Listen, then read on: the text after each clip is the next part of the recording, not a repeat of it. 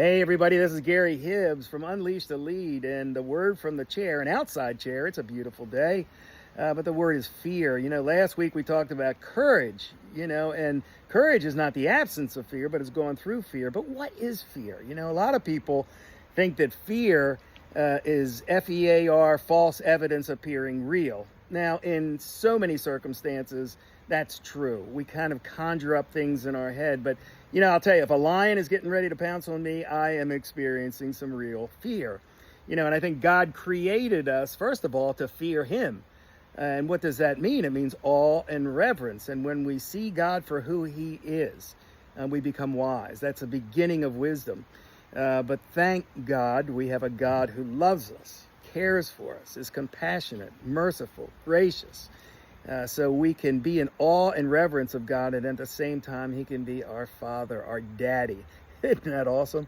But what is fear? I mean, we all have fears. So much of the human condition, left alone without the love and the strength of God, we're left in fear.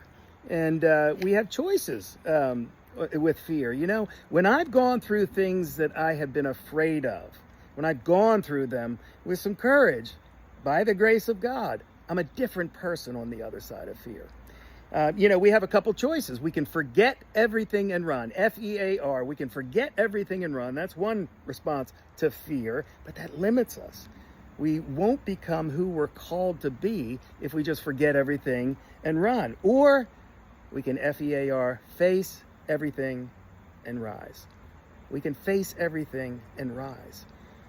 And with God by our side and a community that loves us and encourages us, that is, encourages, gives us heart, puts heart in us to get through, you will meet a new you on the other side of whatever fear you are experiencing. Everything you want, Jack Canfield said, everything you want is on the other side of fear.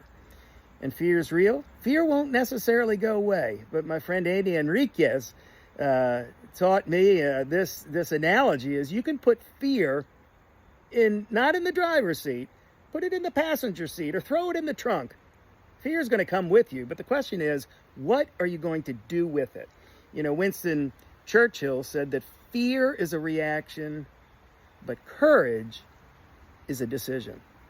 So those things that you're fearful of, I have hope for you. And I know it's been in my life, and anybody that's done anything great has gone through fear with courage and become a totally different person on the other side and impacted their world for good. So face your fears and rise.